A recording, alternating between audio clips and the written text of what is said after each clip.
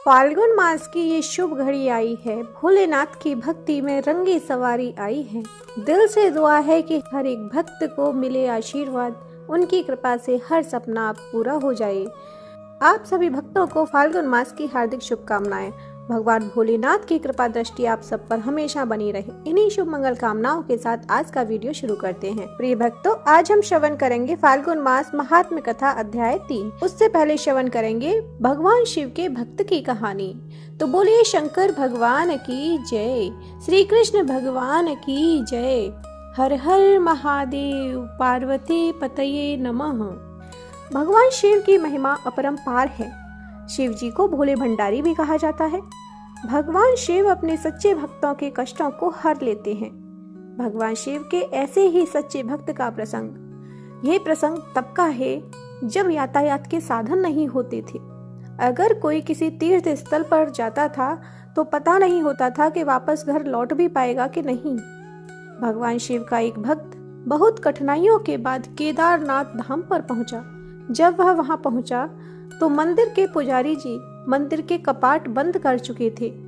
उसने पुजारी जी से बहुत विनती की कि मैं बहुत समय और कठिनाइयां सहकर महीनों बाद यहाँ पहुंचा हूँ, आप कृपया मुझे दर्शन करने दें। पुजारी जी ने बहुत विनम्रता से बोला कि इस मंदिर का नियम है कि इसके कपाट 6 महीने खुलते हैं और 6 महीने बंद रहते हैं। अगर एक बार कपाट बंद हो जाए तो 6 माह बाद ही खुलेंगे। अब आपको 6 मास बाद ही आना पड़ेगा। यहाँ पर जीवन बहुत कठिन है क्योंकि यहाँ बहुत ज्यादा ठंड पड़ती है। आप यहाँ नहीं रह सकते। इतना कहकर पुजारी जी वहां से चली गई। भगवान शिव का भक्त उनका नाम स्मरण करने लगा। प्रभु, आप तो जानते हैं कि मैं कितनी श्रद्धा भावना से यहाँ पहुंचा हूँ। रास्ते में आने वाली कठिनाइयों के बाद भी मेरा मन विचलित नहीं हुआ था, क्योंकि मेरे मन में आपके दर्शन की लालसा थी। उसके आंखों से अश्रुधारा बह रही थी। उसे भूख प्यास भी लगी थी। कुछ समय पश्चात वहां पर एक साधु बाबा आए। उन्होंने उसका हालचाल पूछा तो शिव भक्त ने अपनी सारी व्यथा उनको सुना दी। साधु बाबा ने उसे पीने के लिए पानी और खाने को भोजन दिया। उसे हौसला दिया कि मुझे विश्वास है कल मंदिर के कपाट अवश्य खुलेंगे। साधु बाबा से बात करते करते शिव भक्त को कब नींद आ गई उसे पता ही नहीं चला। सुबह जब सूर्य के प्रकाश से उसकी नींद खुली तो क्या दिखता है कि पुजारी जी पूरी मंडली के साथ मंदिर के कपाट खोल रहे थे। वह पुजारी जी के पास गया और उनसे कहने लगा कि आप तो कहते थे कि कपाट 6 मास बाद खुलेंगे, आज कपाट कैसे खुल गए। पंडित जी को उस भक्त का स्मरण आया कि इसने मुझसे कपाट खोलने की विनती की थी। पंडित जी ने कहा, मैं तो 6 मास के बाद ही आया हूँ। फिर शिव भक्त ने पंडित जी को एक साधु बाबा से मिलने का पूरा प्रसंग सुनाया। पूरा वृतांत सुनकर पुजारी जी स्तब्ध थे कि कोई 6 मास तक बिना किसी साधन के इस ठंड में कैसे जीवित रह सकता है। पुजारी जी उस भक्त के चरणों में गिर गए। वह कहने लगे कि कितने वर्ष बीत गए मंदिर में सेवा करते करते, लेकिन कभी प्रभु के दर्शन नहीं कर पाया। लेकिन तुम्हारी आस्था सच्ची थी। तुम्हारी करुण पुकार सुनकर भगवान शिव न केवल स्वयं तुम्हें भोजन और पानी देकर गए, बल्कि भोलेनाथ ने 6 मास के कालखंड को योग माया से एक रात्रि में समाप्त कर दिया। सच ही कहते हैं कि ईश्वर की भक्ति इतनी आस्था से करो कि अगर कष्ट तुम पर हो तो फिक्र ईश्वर को हो कि भक्त को कष्ट से कैसे उबारना है। ओम नमः शिवाय, हर हर महादेव। अब श्रवण करते हैं फाल्गुन मास महात्म्य कथा अध्याय 3। एक बार इंद्र सहित देवताओं ने भगवान शिव की परीक्षा लेनी चाहिए। वह देवों के गुरु बृहस्पति के साथ कैलाश पर्वत पर पहुंचे। शिव जी ने अपनी आत्मिक शक्ति के बल पर जान लिया कि ये लोग मेरी परीक्षा लेने आ रहे हैं। अतः उन्होंने एक अवधूत का वेश धारण कर लिया और उनके मार्ग में आ खड़े हुए। इंद्र ने उन्हें राह से हट जाने का संकेत किया, किंतु अवधूत वेशधारी शिव अपने स्थान पर खड़े रहे। यह देख इंद्र को क्रोध आ गया। बोले, अरे हट रास्ते से, जानता नहीं मैं कौन हूँ। हट जा, नहीं तो वज्र से तेरे टुकड़े टुकड़े कर दूंगा। धमकी सुनकर अवधूत वेशधारी शिव को क्रोध आ गया। उन्होंने जोर से एक हुंकार भरी, जिसे सुनकर चारों दिशाएं कांप उठीं। गुरु बृहस्पति तुरंत भांप गए कि अवधूत वास्तव में कोई और न होकर स्वयं भगवान शिव हैं। उन्होंने इंद्र को संकेत करके कहा, क्या अनर्थ कर रहे हो सुरेंद्र, तुम भगवान शिव को नहीं पहचान रहे हो, ये तो साक्षात भगवान शिव हैं। इंद्र को अपनी भूल का ज्ञान हुआ। वह तुरंत भगवान शिव के चरणों में गिरकर क्षमा याचना करने लगा। क्षमा करें भगवान, मुझसे पहचानने में भूल हो गई।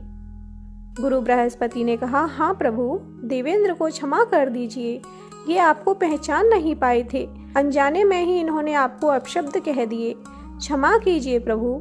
गुरु बृहस्पति के अनुनय विनय करने पर शिव ने इंद्र को क्षमा कर दिया। इस घटना के कुछ दिनों बाद एक विलक्षण चमत्कार हुआ। समुद्र तट पर गंगा सागर के किनारे एक बालक रेत में पड़ा रुदन कर रहा था। उसके गले से इतना प्रलयंकारी रुदन फूट रहा था कि उससे चारों दिशाएं कांपने लगीं। देव, दानव, दैत्य सब घबरा गए। वायु थमसी गई। घबराए हुए देवता इंद्र सहित पितामह ब्रह्मा के पास पहुंचे और उनसे कहा, पितामह, सागर संगम पर एक अद्भुत बालक रेत में पड़ा रो रहा है। वह इतनी जोर जोर से रुदन कर रहा है कि देवों में भय छा गया है। कृपया चलकर इस संकट को दूर कीजिए। पितामह ब्रह्मा इंद्रादि देवताओं के साथ सागर संगम पर पहुंचे। पितामह के पहुंचते ही सागर अपने स्थान से निकला। उसने इंद्र सहित पितामह की वंदना की। ब्रह्मा ने सागर से पूछा, जल में रेत पर पड़ा यह बालक कौन है? इसके रुदन को सुनकर समस्त संसार त्रस्त हो रहा है। सागर ने कहा, मैं नहीं जानता भगवान, एक दिन एक विलक्षण तेज लहरों में आ गया था, उसी से इस बालक की उत्पत्ति हुई है। यह कहकर सागर ने बालक को गोद में उठाया और ब्रह्मा जी की गोद में दे दिया। ब्रह्मा जी की गोद में आते ही बालक ने रोना बंद कर दिया और कुछ ही देर में अचानक बालक की बाहें आगे बढ़ी। उसकी दोनों बाहों ने ब्रह्मा का गला पकड़ लिया। यह देख अन्य देवता स्तंभित हो गए। ब्रह्मा ने अपना गला छुड़ाने का प्रयास किया, किंतु बालक के हाथों की पकड़ और मजबूत हो गई। फिर अचानक बालक ने उनका गला छोड़ दिया और मुस्कुराने लगा। ब्रह्मा अपना गला सहलाते हुए बोले, इस बालक का नाम क्या है सागर? सागर बोला, अभी इसका नामकरण नहीं हुआ है पितामह, आप ही इसका कोई नाम रख दीजिए। ब्रह्मा बोले, मैं इसका नाम जलंधर रखता हूँ, आज से यह तुम्हारा ही पुत्र कहा जाएगा। बच्चे का नामकरण करके सागर के हाथों में सौंपकर पितामह सहित सब देवता अपने अपने धाम लौट गए। बालक कुछ बड़ा हुआ तो पितामह की आज्ञा से आचार्य शुक्र ने उसे शिक्षा देनी आरंभ कर दी। देखते ही देखते बालक युवक बन गया। शुक्राचार्य ने उसे दैत्यों का सम्राट बना दिया और कालनेमी नामक एक असुर की वृंदा नामक कन्या से उसका विवाह कर दिया। जलंधर महाबलवान सिद्ध हुआ। देखते ही देखते उसने समस्त सागर के द्वीपों पर अपना शासन स्थापित कर लिया। उसकी पत्नी वृंदा ने हर मामले में उसके साथ सहयोग किया। वृंदा एक सती स्त्री थी। उसे ब्रह्मा का वरदान मिला हुआ था कि जब तक उसका सतीत्व कायम रहेगा, सुर असुर देव दानव कोई भी उसके पति का बाल भी बांका नहीं कर पाएगा। एक दिन आचार्य शुक्र जलंधर की राजसभा में पधारे। जलंधर ने आचार्य की चरण वंदना की और उन्हें ऊंचे आसन पर बैठाकर पूछा, आचार्य, हमारे यहाँ एक राहु नामक वीर है, मैं जानना चाहता हूँ कि उसका सिर क्यों कटा हुआ है। आचार्य शुक्र ने कहा, दैत्यराज, राहु का सिर भगवान विष्णु ने अपने सुदर्शन चक्र से काट दिया था। जलंधर बोला, मगर क्यों आचार्य, राहु ने ऐसा क्या कसूर कर दिया था? उत्तर में शुक्राचार्य ने उसे सागर मंथन की समस्त कथा सुनाकर कहा, उसका यह अपराध था कि उसने देवताओं की पंक्ति में बैठकर धोखे से अमृत पान कर लिया था। जलंधर बोला, तो इसमें क्या अपराध हो गया आचार्य? आखिर अमृत निकला भी तो दैत्यों और देवताओं के सम्मिलित प्रयास से ही था, फिर अकेले देवता ही उस अमृत को पी जाने के अधिकारी कैसे बन गए? आचार्य बोले, इसमें भी विष्णु की छल नीति थी दैत्यराज। समुद्र से निकले समस्त रत्न देवराज इंद्र ले गए थे। यह सुनकर जलंधर क्रोधित होकर बोला कि मैं ऐसा हरगिज नहीं होने दूंगा। मेरे पिता के रत्नों का अधिकारी इंद्र नहीं, मैं स्वयं हूँ। देवताओं को सागर के रत्न लौटाने ही पड़ेंगे। उसके बाद शुक्राचार्य तो वापस अपने स्थान पर चली गई और जलंधर ने घस्मर नामक दैत्य को बुलाकर इंद्रपुरी रवाना कर दिया ताकि वह इंद्र को यह संदेश दे आए कि सागर मंथन से प्राप्त सारे रत्नों को उसे सौंप दे। घस्मर इंद्रपुरी पहुंचा। उसने इंद्र से कहा, देवराज, मैं दैत्यराज जलंधर का एक संदेश लेकर उपस्थित हुआ हूँ। दैत्यराज ने कहा है कि सागर मंथन के दौरान उसके पिता के जो रत्न आपने हत्या लिए थे उन्हें तुरंत लौटा दें। इंद्र ने आश्चर्य से कहा, रत्न? कैसे रत्न? दैत्यराज से कहना कि वह रत्न तो देवों के परिश्रम के फल थे। सेवक बोला, लेकिन परिश्रम तो देव और दानव दोनों ने ही किया था, फिर रत्न अकेले देवों के कैसे हो गए? सीधी तरह रत्नों को लौटा दो, वरना इसका परिणाम बड़ा भयंकर होगा।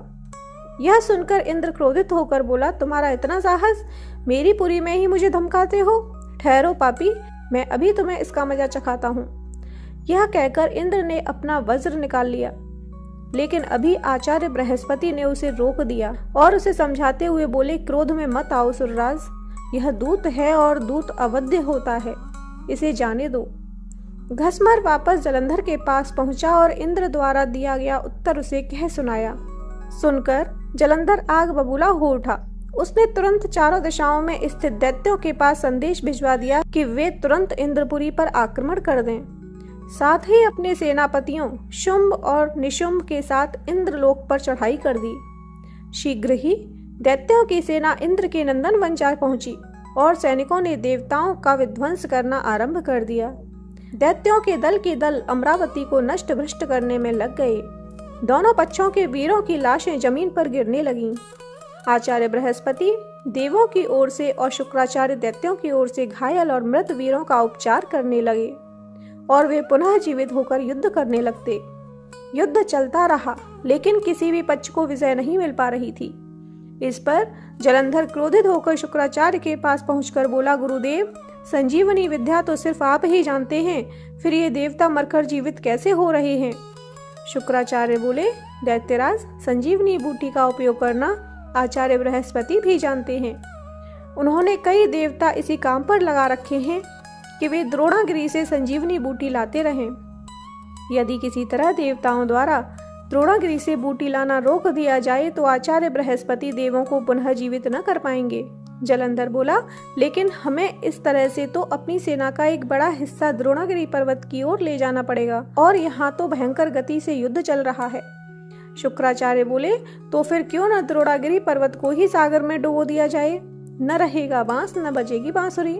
शुक्राचार्य की बात सुनकर जलंधर अमरावती छोड़कर द्रोणागिरी पर्वत पर जा पहुंचा और अपने मंत्रविद्ध बाणों से उसे समुद्र में डुबो दिया। इससे देवताओं को संजीवनी बूटी मिलनी बंद होने लगी। देवताओं में घबराहट फैल गई। इंद्र घबराता हुआ आचार्य बृहस्पति के पास पहुंचा, बोला, हमारे वीर बड़ी संख्या में हताहत हो रहे हैं आचार्य, अब क्या होगा? इस तरह तो समस्त देवताओं का विनाश हो जाएगा। आचार्य बृहस्पति बोले, मेरी सलाह मानो देवेंद्र, यह युद्ध तुरंत बंद कर दो और अपनी सेना सहित भागकर जान बचा लो। जलंधर भगवान शिव के तेज से पैदा हुआ है, उसमें भगवान शिव का अपार बल है। तुम अपनी जान बचाओ, बाद में कोई न कोई उपाय जलंधर को मारने का निकल ही आएगा। आचार्य बृहस्पति की सलाह मानकर देवता युद्ध छोड़कर भाग निकले और मेरू पर्वत की कंदराओं में जा छिपे। शुंभ निशुंभ सहित दैत्यों की सेना ने उनका पीछा किया, किंतु देवता पहाड़ की गुफाओं में पहुंचकर अदृश्य हो गए। थक हार कर दैत्यों की सेना वापस लौट पड़ी। जलंधर ने सारी अमरावती को लूट लिया और स्वयं इंद्र के सिंहासन पर बैठ गया। इंद्र मेरू पर्वत की कंदराओं से निकला और अपने साथियों के साथ भगवान विष्णु के पास पहुंचा।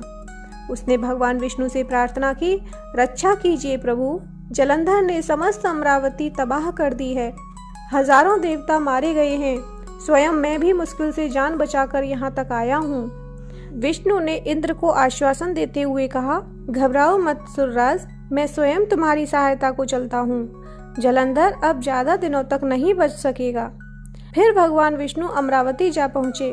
भगवान विष्णु के वहां पहुंचते ही देवताओं में नवीन स्फूर्ति का संचार होने लगा। वे शत्रु सेना पर प्रहार करने लगे।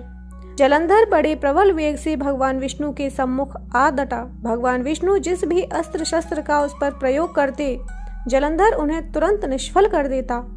आखिर में भगवान विष्णु ने हार मान ली। बोला, तुम वाकई वीर हो जलंधर, मेरे इतने अस्त्रों को भी तुमने निष्फल कर दिया।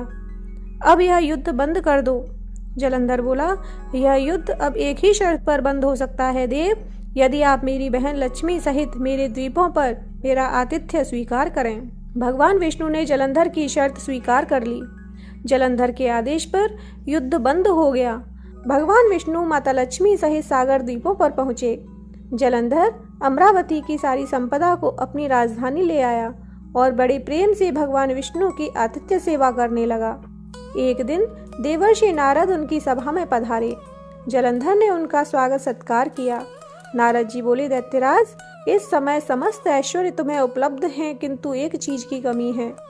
जलंधर बोला, कमी? किस चीज की कमी है देवर्षि? मेरे पास सब कुछ तो है। नारद बोले, एक ऐसी सुंदरी की कमी है जो सुंदर होते हुए भी सर्वगुण संपन्न हो। हालांकि तुम्हारी पत्नी वृंदा स्वयं भी बहुत सुंदर है, किंतु शिव की पत्नी पार्वती की बात ही कुछ और है। जलंधर बोला, यदि ऐसा है तो देवर्षि, मैं पार्वती को जरूर अपनी पत्नी बनाऊंगा। मैं आज ही अपनी सेना को कैलाश पर चढ़ाई करने का आदेश देता हूँ। मतिमंद जलंधर अपनी सेना लेकर कैलाश पर्वत पर टूट पड़ा। उसकी सेना और शिवगणों में भयंकर युद्ध छिड़ गया। आखिर शिव के गण युद्ध भूमि छोड़कर भाग निकले। विवश होकर भगवान शिव को युद्ध भूमि में जाना पड़ा। अपने स्वामी की उपस्थिति में शिव गणों का उत्साह बढ़ गया। वे तीव्र वेग से दैत्य सेना पर टूट पड़े और उनका संहार करना शुरू कर दिया। भगवान शिव जलंधर के सम्मुख आ डटे। दोनों में विकट युद्ध छिड़ गया। दूसरी ओर भगवान विष्णु अपनी कुछ और ही माया रच रहे थे। जलंधर की पत्नी वृंदा एक महान पतिव्रता नारी थी।